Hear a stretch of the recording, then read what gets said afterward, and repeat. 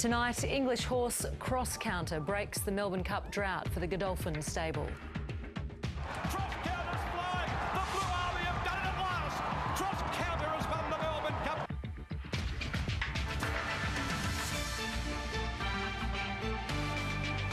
Widespread blackouts and leave racegoers and commuters stranded. I didn't go to the Cup because I thought it'd be too wet.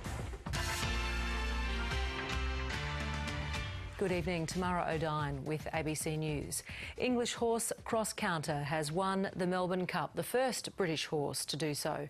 And it's also delivered the much vaunted Godolphin stable its maiden Cup triumph. But the victory was soured by the death of Irish stayer the Cliffs of Moher.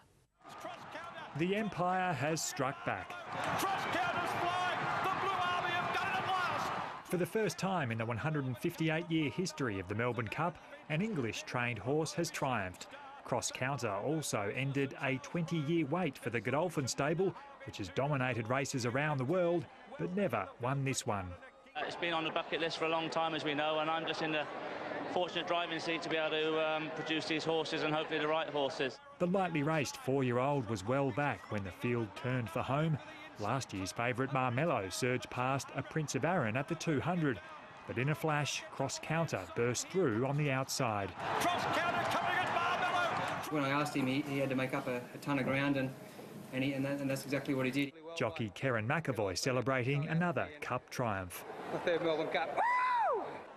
It was the wettest Melbourne Cup in years. About 50 millimetres fell in 3 hours, but the deluge did little to deter the punters. So we're 3 days, land, Melbourne Cup, go big, fly home. The only thing we can apologise about is bringing the weather from Manchester over here. They embarked from Flinders Street Station full of optimism, but like the horses, their staying power was about to be tested. Flooding on the tracks forced trains to stop one station short, leaving passengers one final soggy furlong to contend with. Well, I'm not walking in these hills for 25 minutes in the rain, so... Taxi all the way. Too wet to be walking. Yeah.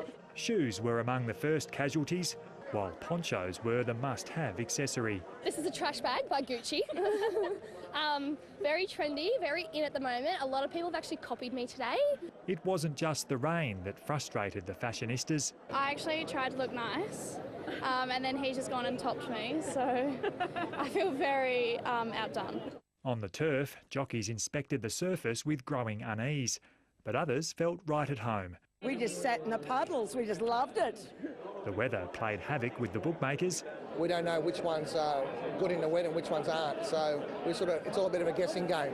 Online punters had a different problem, with several betting websites crashing in the lead-up to the race. In true Melbourne style, the skies cleared an hour before the jump, and on cue they opened again with the race run and won. I'm getting wet here, but I don't give a stuff because I'm enjoying winning my third Melbourne Cup. Thank you very much. There was a sad postscript. Irish galloper the Cliffs of Moher was euthanised after breaking a shoulder early in the race. Well, the wet weather across Melbourne this morning didn't just inconvenience racegoers. The morning storm caused traffic snarls and prompted emergency rescues across the city.